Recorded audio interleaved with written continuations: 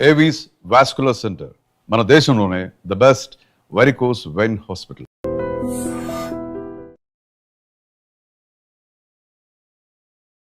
నమస్తే, welcome to I dream.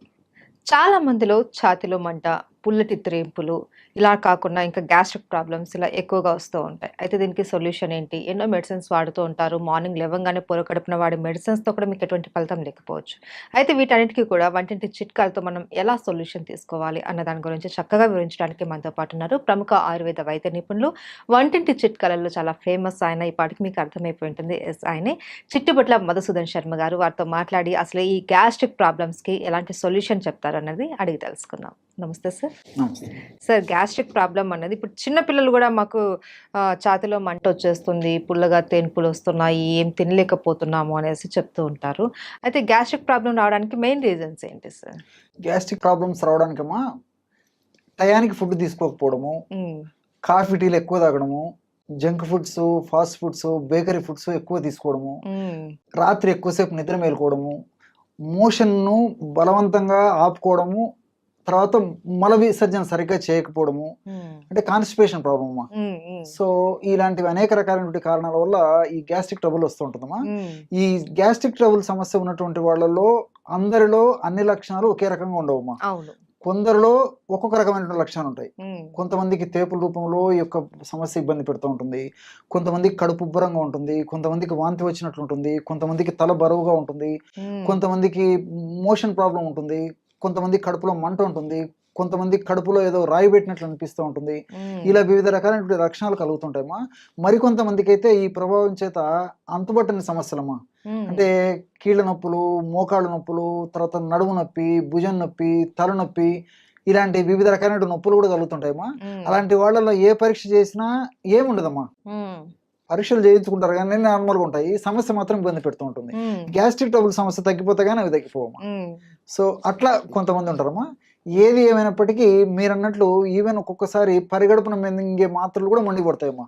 కొన్నాళ్ళ పాటు వాడేసరికి అవి కూడా మాకు సాధ్యం కాదని చెప్పేసి మొండి పడితే ఆ టాబ్లెట్స్ మార్చుకోవడము, వాటి యొక్క డోస్ పెంచుకోవడము చేసుకునేటువంటి పరిస్థితి ఏర్పడుతుందమ్మా. దీర్ఘకాలికంగా అలాంటి కృత్రిమ ఆధునిక రసాయన ఔషధాలు వాడడం ఏమాత్రం క్షేమదాయకం కాదమ్మా. కాబట్టి సేఫ్టీగా ఉన్నటువంటి క్షేమదాయకమైనటువంటి సైడ్ ఎఫెక్ట్స్ అయినటువంటి మందులు వాడుకోవడం మంచిదమ్మా, ఆహార ఔషధాలు. అందుకే అంటే సార్, మన కడుపు చల్లగా ఆరోగ్యంగా ఉంటేనే మనం ఆరోగ్యంగా ఉంటాము అనేసి చెప్తూ ఉంటారు. ఎగ్జాక్ట్లీ. అయితే సార్, ఏంటి సార్ ఈ గ్యాస్ట్రిక్ ప్రాబ్లం లక్షణాలు చెప్పారు, అలాగే ఇది ఎవరికి ఎక్కువగా వచ్చే అవకాశాలు ఉంటాయంటారు? సర్వసాధారణంగా అమ్మా చిన్న పిల్లలు తక్కువగా వస్తుంటుందమ్మా ఈ సమస్య. యుక్త వయసు ఉన్నటువంటి వాళ్ళలో, అదే విధంగా వయసు వచ్చినటువంటి వాళ్ళలో ఎక్కువ కలుగుతుంటాయమ్మా. యుక్త వయసు వచ్చిన వాళ్ళలో వీళ్ళకేమంటే ఆ వయసు ప్రభావం చేత ఆహారం సరిగ్గా టయానికి తినకపోవడము, ఈ ఫాస్ట్ ఫుడ్స్, జంక్ ఫుడ్స్, తర్వాత కొద్ది శాతం మందిలో ఈ ఆల్కహాల్, స్మోకింగ్ ఇలాంటివన్నీ కారణాలమ్మా. రాత్రి ఎక్కువసేపు నిద్ర మేలుకుంటుంటారు. ఇలాంటి కారణాల వల్ల చాలా వరకు యుక్త వయసు వాళ్ళలో కలుగుతుంటాయమ్మా. అదేవిధంగా చిన్నపిల్లల విషయానికి వస్తే వీళ్ళకు చాలా మందికి ఆ చిన్నపిల్లలకు ఆకలి తెలియదమ్మా.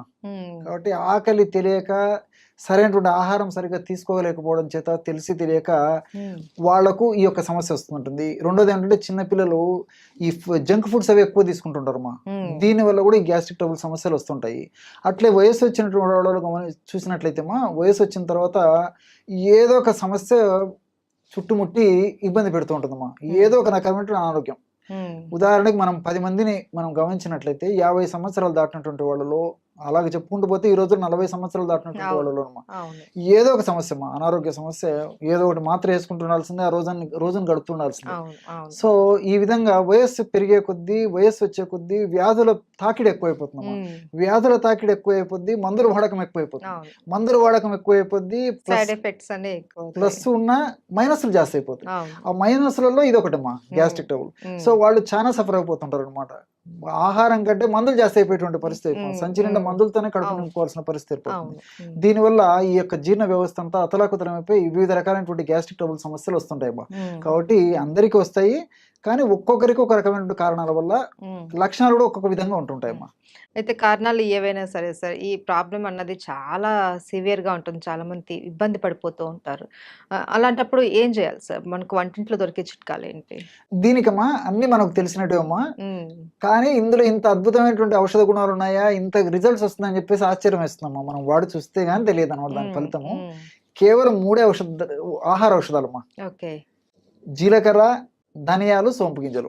హ్మ్. ఎక్కడ ఏ వేలు ఖర్చు పెట్టాల్సిన అక్కర్లేదమ్మా. అవును. అద్భుతమైనటువంటి ఔషధం. హ్మ్.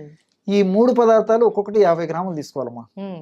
అంటే జీలకర్ర ఒక 50 గ్రాములు వేయించేసేసి, హ్మ్. ధనియాలను వేయించి ఒక 50 గ్రాములు, సోంపు గింజలను వేయించేసి ఒక 50 గ్రాములు తీసుకోవాలమ్మా. అన్ని దోరగా వేయించుకోవాలి. వేయించుకో- అన్ని కలిపేసి మిక్సర్ అయినా వేసుకోవచ్చమ్మా. హ్మ్. ఓపిక ఉంటే సపరేట్ అని తయారు చేసుకోవచ్చు. ఓకే. లేకపోతే అన్ని కలిపేసి మిక్సర్ వేసేసుకోవచ్చు. హ్మ్. బాగా జల్లి పట్టేసేస్తే సరే ఒక 10 గ్రాములు అటు ఇటు అయినా ఇంచుమించు ఒక 140 గ్రామ్స్ 150 గ్రామ్స్ ఔషధం తయారైపోతుంది. హ్మ్. మొత్తం పౌడర్ బ్రహ్మాండమైనటువంటి పౌడర్ తయారైపోతుంది. హ్మ్. దాన్ని ఒక గాసీసారి నిల్వ ఉంచుకున్నామా. 1/2 టీ స్పూన్ ఉదయం ఆహారం తర్వాత అరచేతి మీద వేసుకొని కొద్దిగా చప్పరించేసేసి నీళ్ళు తాగేసేయాలమ్మా. కొద్దిగా 1/2 గ్లాస్ వాటర్. ఓకే. రాత్రి ఆహారం తిన్న తర్వాత కూడా ఒక 1/2 టీ స్పూన్ ఒక అరచేతులు వేసుకొని చప్పరించాలమ్మా. బాగా ఎంజాయ్ చేస్తూ అది చప్పరిస్తూ మింగేసేయాలి. హ్మ్.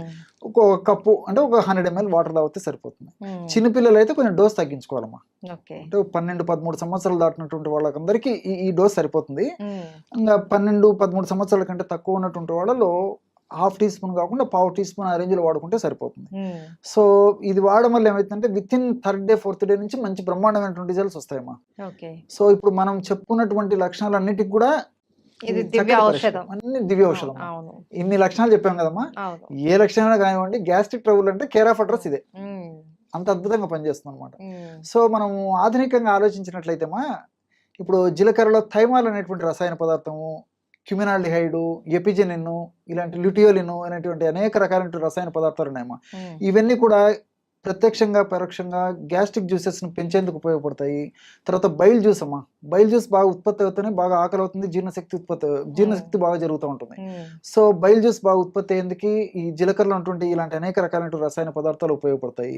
అట్లే ధనియాల్లో కొరియాండ్రాల్ అనేటువంటి రసాయన పదార్థము, ఇలాంటి రసాయన పదార్థాలు కూడా ఈ జీర్ణ వ్యవస్థలో వచ్చేటువంటి వివిధ రకాలైనటువంటి గ్యాస్ట్రిక్ ట్రబుల్ సమస్యలకు ఉపయోగపడతాయమ్మా. హ్మ్. అంటే సోంపు గింజలమ్మా. హ్మ్. సోంపు గింజలో ఎనథాలు, తర్వాత ఫైబరు, ఇలాంటి రసాయన పదార్థాలు ఉంటాయమ్మా. హ్మ్. ఎనథాల్ అనేటువంటి ఈ రసాయన పదార్థము మనం తీసుకున్నటువంటి ఆహార పదార్థాలు పులవకుండా చేస్తాయి, బాగా జీర్ణమయ్యేటట్టు చేస్తాయి. తర్వాత చక్కగా విసర్జన అంటే వేస్ట్ పదార్థం త్వరగా విసర్జింపబడేదానికి కూడా ఎనథాల్ అనేటువంటి పదార్థం ఉపయోగపడతాయమ్మా. హ్మ్. అదేవిధంగా ఫైబర్. హ్మ్. ఈ ఫైబర్ కూడా మోషన్ ఫ్రీ అయ్యేందుకు ఉపయోగపడుతుంది. అవును. ఆహార పదార్థం పులవకుండా ఉపయోగపడుతుంది. హ్మ్. అందులో మనకు తీసుకునేటువంటి ఆహార పదార్థాలమ్మా, ఇటువంటి ఆహార పదార్థాల్లో ఫైబర్ ఎక్కువగా ఉన్నటువంటిది ఈ సోపులోనేమా. హ్మ్. అందులో అందులో ఈ రోజుల్లో నాగరికత ప్రభావం చేత, పాశ్చాత్య నాగరికత ప్రభావం చేత మనం ఫైబర్ వాడకం తగ్గిపోయిపోయిందమ్మా. అవును. అవును. కాబట్టి ఫైబర్ ఎక్కువగా ఉన్నటువంటి ఇలాంటి సోపు గింజలను వాడుకోవడం వల్ల గ్యాస్ట్రిక్ ట్రబుల్ సమస్యలు తగ్గిపోవడమే కాకుండా శరీరానికి కూడా చాలా రక్షణ ఇచ్చేసేసి ఈ షుగర్, బీపీ, వెయిట్ ఇలాంటివి రాకుండా కూడా కంట్రోల్ చేస్తుందమ్మా ఓకే. ఫైబర్. ఓకే. సో ఇలా అంతేకాకుండా ఇందులో ఉన్నటువంటి పాలిఫినాల్స్ అనేటువంటి ఒక రసాయన పదార్థాలు కూడా ఈ రక్తనాళాల్లో ఫ్యాట్ వల్ల, కొలెస్ట్రాల్ వల్ల, తర్వాత ఈ ప్లేట్లెట్స్ వల్ల పూడికలు ఏర్పడకుండా కూడా ఉపయోగపడతాయమ్మా హ్మ్. ఈ పాలిఫినాల్స్. హ్మ్. సో మనం వాడేది గ్యాస్ట్రిక్ ట్రబుల్ అయినప్పటికీ గ్యాస్ట్రిక్ ట్రబుల్ వల్ల వచ్చేటువంటి సమస్యలు తగ్గిపోతాయి. అట్లే వెయిట్కి ఇది పనిచేస్తుందమ్మా. అంటే వెయిట్ వల్ల వచ్చేటువంటి సైడ్ ఎఫెక్ట్స్, హ్మ్. అదేవిధంగా షుగర్ రాకుండా షుగర్ వల్ల వచ్చేటువంటి సైడ్ ఎఫెక్ట్స్ను కంట్రోల్ చేస్తుంది. హ్మ్. అదేవిధంగా ఈ రోజుల్లో గుండె జబ్బుల సమస్య చాలా మందిలో కలుగుతుందమ్మా. హ్మ్. సో గుండెలో బ్లాక్ కావడము, రక్తనాళాల్లో పూడికలు ఏర్పడము, ఆ పూడికలు కూడా వచ్చిన పూడికలు త్వరగా తగ్గించేందుకు, ఆ పూడికలు రాకుండా ఉండేందుకు కూడా ఇది ప్రొలాంగ్ చేసేందుకు కూడా ఈ యొక్క ఉపయోగపడుతుంది. మల్టీ బెనిఫిట్స్ ఉన్నాయి కాబట్టి అందరూ క్షేమదాయకంగా వాడుకోవచ్చమ్మా. చాలా అద్భుతమైనటువంటి ఔషధం అమ్మా. Okay sir. ఏ లక్షణాలు కనపడినా సరే మనకి 3 పదార్థాలతో చేసుకున్నటువంటి పౌడర్ కొద్దిగా తీసుకుంటే చాలు. చాలా చక్కటి రిలీఫ్ అయితే మనకు దక్కుతుంది. డెఫినెట్ అమ్మా. Right. Thank you so much sir. నమస్తే.